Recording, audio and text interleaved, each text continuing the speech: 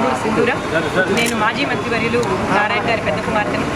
ఈరోజు నెల్లూరు డివిజన్లోని 47వ డివిజన్లో ఇంటింటికి వెళ్ళి ప్రచారం చేయడం అన్నది కొనసాగిస్తున్నాము.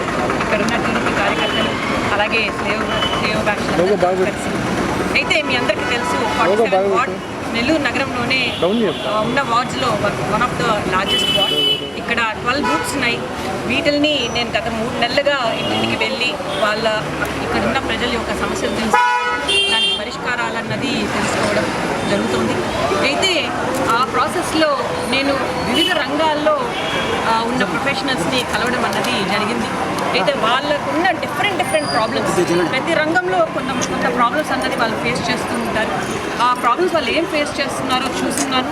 అలాగే 2 రోజుల ముందు మన టీడీపీ మేనిఫెస్టో రిలీజ్ చేశారు. ఆ మేనిఫెస్టోను చదువున్నాను. కాబట్టి ఎవ్రీ రంగానికి ఎలా అయితే మన టీడీపీ మేనిఫెస్టో ఒక ఊపిరినిస్తోందో అన్నది ఈరోజు కొంచెం అందరికీ వివరంగా చెప్పాలని నేను అనుకుంటున్నాను. ముఖ్యంగా తీసుకుంటే 47వ వార్డులో స్వర్ణకారులు చాలామంది ఉన్నారండి. వాళ్ళు పాపం కావాల్సిన సహాయం గవర్నమెంట్ నుంచి అందక ఎంతో సఫర్ అవుతున్నారు.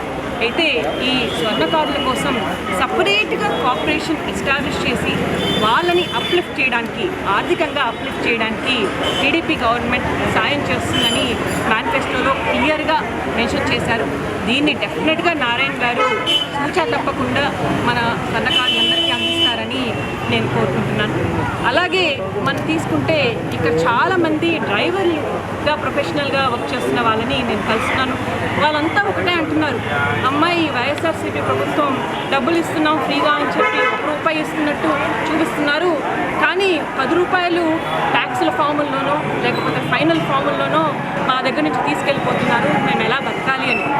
దానికి సొల్యూషన్ కూడా మన టీడీపీ మేనిఫెస్టోలో క్లియర్గా ఇచ్చారు. GO 21 రద్దు చేసి ఫైన్లు అన్నవి వీలైనంత వరకు తగ్గిస్తామని క్లియర్గా మెన్షన్ చేస్తున్నారు డ్రైవర్ల కోసం.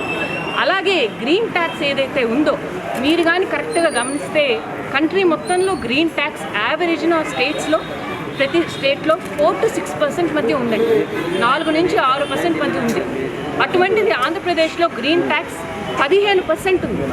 అర్థమవుతుంది కదా, 15%. ఇది దుర్మార్గం. దీన్ని అరికట్టడానికి చంద్రబాబు నాయుడు గారు గ్రీన్ ట్యాక్స్ని వీలైనంత వరకు తగ్గిస్తామని తన మేనిఫెస్టోలో ప్రామిస్ చేస్తున్నారు.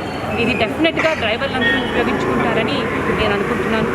అలాగే అన్ఆర్గనైజ్డ్ సెక్టర్ తీసుకుంటే, అంటే అన్ఆర్గనైజ్డ్ లేబర్ని కానీ మనం తీసుకుంటే వాళ్ళు పాపం ఎప్పుడైతే జాబ్ అవైలబిలిటీ ఉంటుందో ఆ రోజు లేకపోతే